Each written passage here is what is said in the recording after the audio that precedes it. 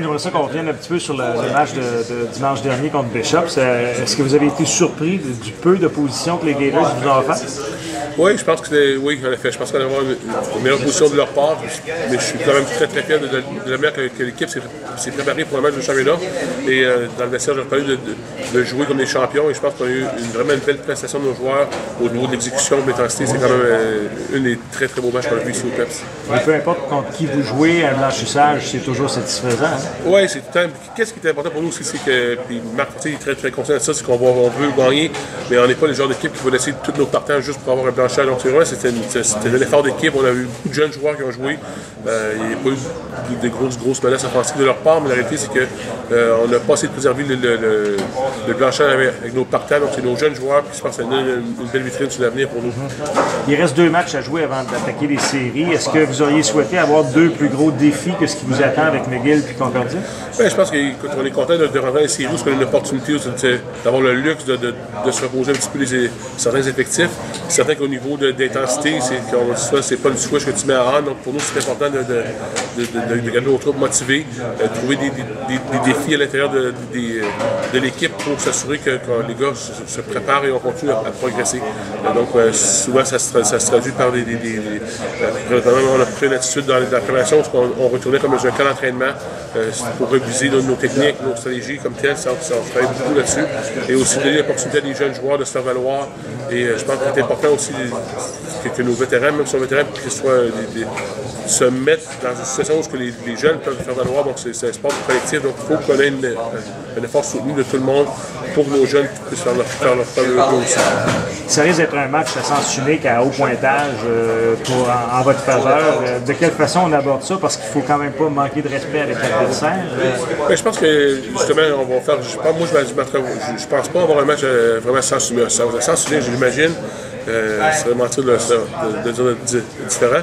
Mais la réalité, c'est que nous, on peut garder ça proche en faisant jouer nos jeunes joueurs, s'assurer aussi qu'eux fassent leurs erreurs de jeunesse et ça crée un peu de frustration. L'important aussi, c'est de comprendre que des fois, si McGill joue un bon match et où on ne sent pas aussi bien qu'on veut, c'est de gérer notre frustration dedans. C'est des choses qu'il faut adresser aux joueurs. Mais la réalité, c'est que nous, on veut contrôler. Qu'est-ce qu'on peut contrôler? C'est notre effort et notre niveau de jeu. Et on va laisser les McGill s'occuper de leurs affaires. Mais l'important, c'est que pour nous, qu'on sente qu'on sort de là en santé, on a géré nos effectifs comme il faut et qu'on sent qu'on a progressé et nos jeunes aient l'opportunité de faire leur preuve.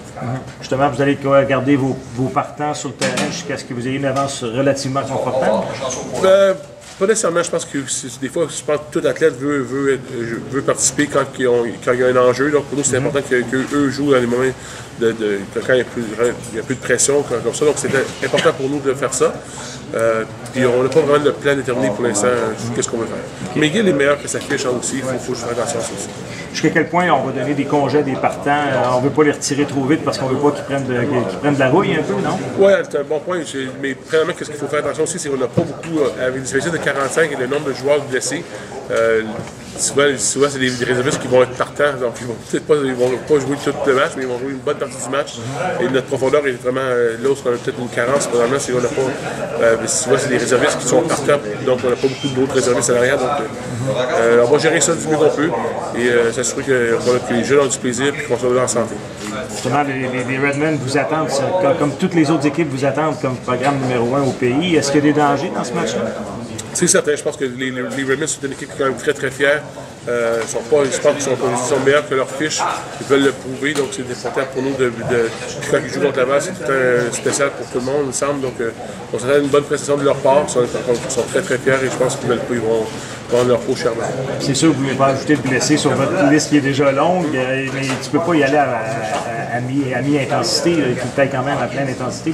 Le risque de blessure est là quand même. C'est certain, je pense, mais par contre, je pense que si tu y vas à plein régime, c'est là que tu as moins de chances d'avoir de blessure parce que si tu prends ça relax ou tu n'es pas concentré ou tu ne vas pas plein régime, c'est là que des fois que les dangers de blessures arrivent.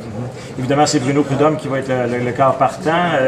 Vous allez essayer de donner le plus de temps possible quand même à Olivier Turcotte qui prenne l'expérience? En effet, mais je pense que Bruno, vu qu'il a manqué quand même une coupe de match dans la séance, c'était important pour nous qu'il travaille encore sur son synchronisme. Non seulement lui, mais les receveurs avec lui qui a une bonne complicité, donc c'est important qu'il voit du terrain. C'est vrai qu'on prévoit de voir Olivier Turcotte, puis d'autres surprises aussi qu'on aimerait mettre sur vidéo. Merci Glenn, bon match. Merci beaucoup.